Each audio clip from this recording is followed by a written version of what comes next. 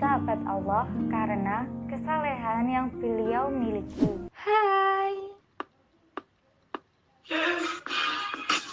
Hai, perkenalkan nama saya Winda Nur Isfarinda. Nah, pada kesempatan kali ini kita akan membahas salah satu tokoh yang berperan penting dalam ilmu ekonomi Islam. Tokoh tersebut yaitu Syah Waliullah.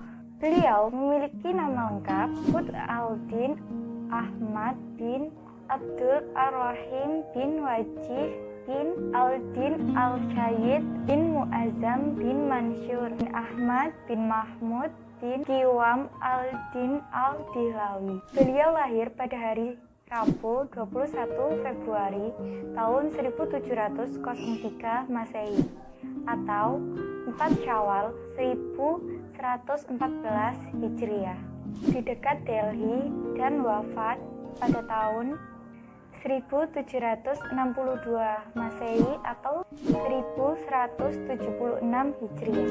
Beliau dijuluki Syah Waliullah yang berarti sahabat Allah karena kesalehan yang beliau miliki.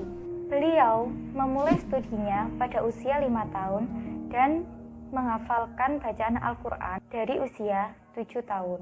Syah Waliullah adalah penulis yang produktif dan menulis secara menyeluruh di fiqh dan hadis. Pemikiran ekonomi Syah Waliullah dapat ditemukan di dalam karyanya yang terkenal berjudul Hujjatullah Al-Baligh, di mana ia banyak menjelaskan rasionalitas dari aturan-aturan syariat bagi perilaku manusia dan pembangunan masyarakat.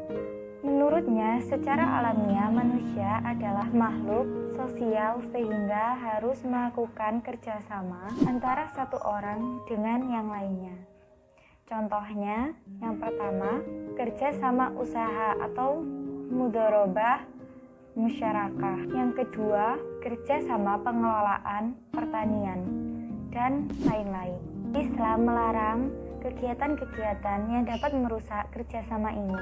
Misalnya perjudian dan riba. Kedua kegiatan ini mendasarkan pada hal yang tidak adil atau eksploitatif dan mengandung ketidakpastian serta berisiko tinggi. Syah Waliullah menganggap kesejahteraan ekonomi sangat diperlukan untuk kehidupan yang baik. Dalam konteks ini, beliau membahas tentang kebutuhan manusia yaitu kepemilikan, sarana produksi, kebutuhan untuk bekerja sama, dan berbagai bentuk distribusi dan konsumsi. Beliau juga menjelaskan bagaimana pemborosan dan kemewahan yang diumbar akan menyebabkan peradaban menjadi merosot. Dalam diskusinya tentang sumber daya produktif, beliau menyoroti bahwa hukum Islam telah menyatakan beberapa sumber daya alam yang menjadi milik sosial.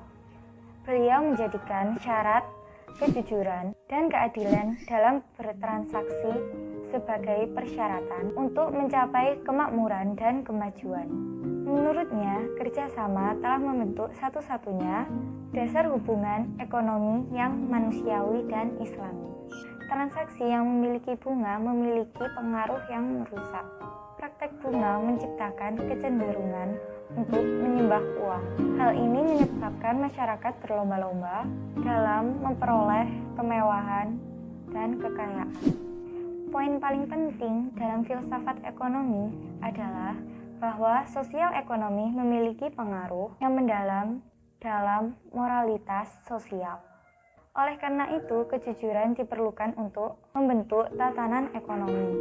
Terkait pengelolaan negara, maka diperlukan adanya suatu pemerintahan yang mampu menyediakan sarana pertahanan, membuat hukum dan menegakkannya, serta menyediakan berbagai sarana publik seperti jembatan dan jalan.